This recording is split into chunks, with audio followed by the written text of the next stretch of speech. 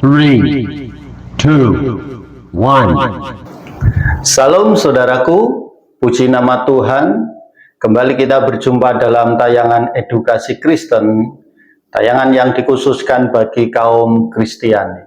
Saudaraku yang terkasih di dalam nama Yesus, dalam tayangan kali ini kita akan belajar tentang satu tema, apakah Allah yang Maha Kuasa masih memiliki kuasa?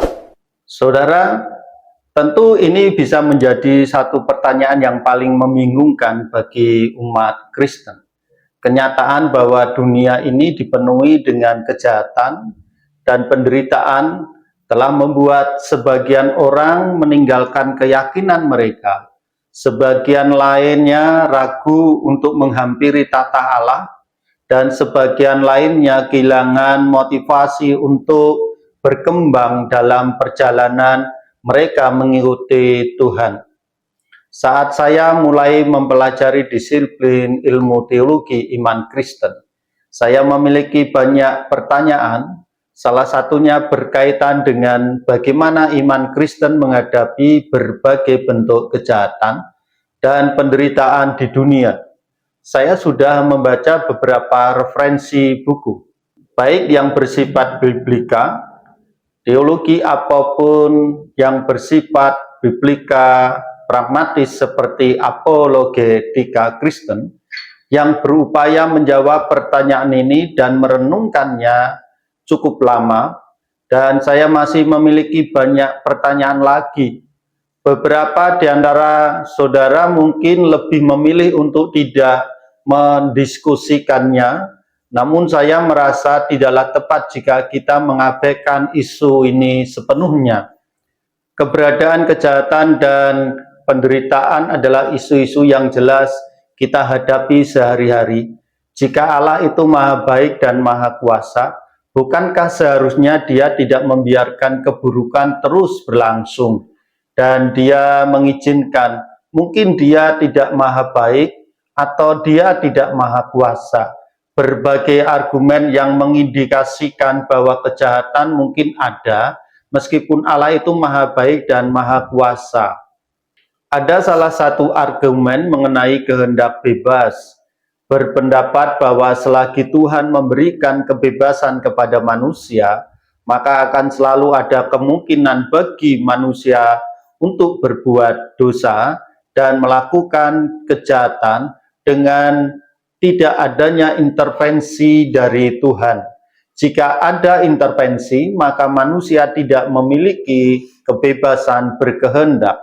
Mengapa Allah kemudian memberikan izin akan adanya kehendak bebas? Di dunia manusia yang memiliki kebebasan berkehendak bisa lebih baik dibanding dengan dunia yang manusianya tidak memiliki kebebasan berkehendak. Contohnya dalam hal kasih sayang. Tidak ada cinta di dunia ini tanpa adanya kebebasan berkehendak, karena cinta seharusnya merupakan pilihan yang diambil secara sukarela dan tulus, bukan sesuatu yang dapat dipaksakan. Allah mencintai manusia dengan kemampuan berbuat baik tanpa melihat adanya sesuatu hal yang jahat.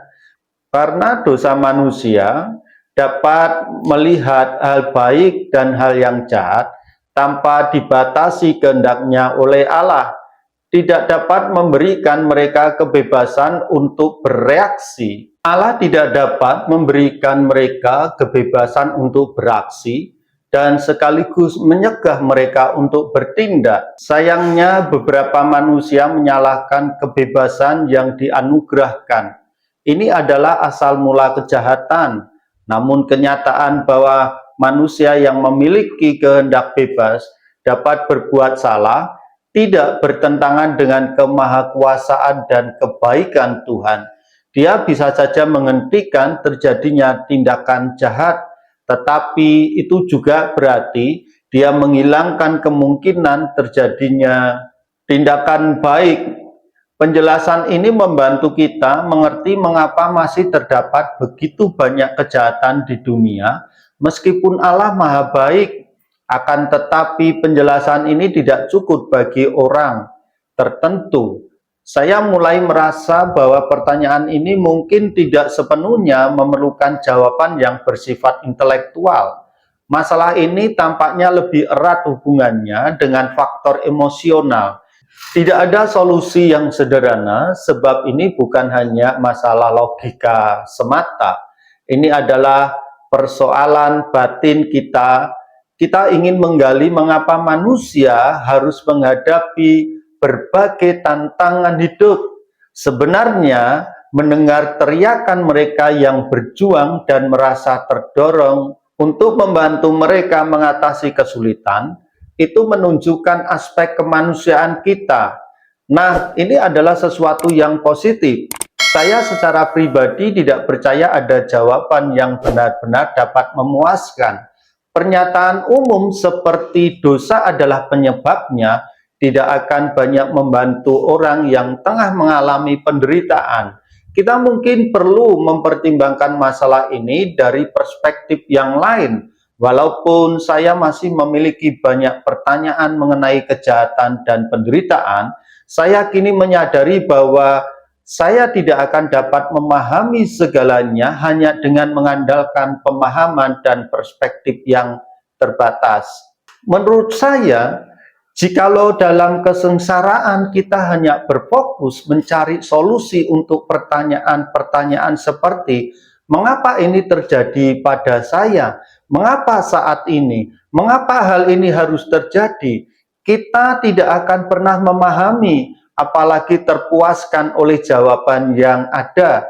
Saya percaya dengan kita menjadi orang Kristen, pengikut Kristus yang sejati, berarti mengubah fokus kita dari pertanyaan mengapa aku kepada mengapa Sang Kristus. Dia adalah harapan kita.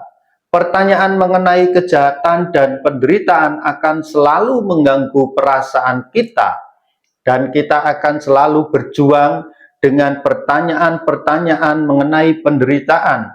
Akan tetapi kita menyadari bahwa kejahatan dan penderitaan terjadi bukan karena Allah tidak memperhatikan. Ia peduli dan telah berusaha untuk memperbaiki dunia ini. Baiklah saudara, dalam sebuah tayangan yang singkat ini, saya coba mengingatkan kepada kita bahwa kejahatan penderitaan yang ada oleh karena manusia tidak bersedia tunduk pada kehendak Allah. Jikalau kita semua tunduk pada kehendak Allah, maka setiap kita yang ada di muka bumi ini dan masih diberikan kesempatan di dalam kita hidup di muka bumi, kita akan hidup seturut dengan kehendaknya, sehingga seluruh kejahatan dan penderitaan tidak akan pernah terjadi. Allah mengizinkan kejahatan dan penderitaan itu terjadi sebagai sebuah bahan bagi kita untuk kita bisa memperbaiki diri kita sebagai orang-orang yang sudah ditebus oleh Kristus. Kita diharapkan untuk menjadi terang, kita diharapkan untuk memberikan kebaikan, memberikan kebenaran, dan memberitakan sesuatu yang benar dari Kristus. Untuk itu saudara, tetaplah lakukan sesuatu yang benar sesuai dengan kehendak Allah yang sejati. Puji nama Tuhan, Tuhan Yesus memberkati.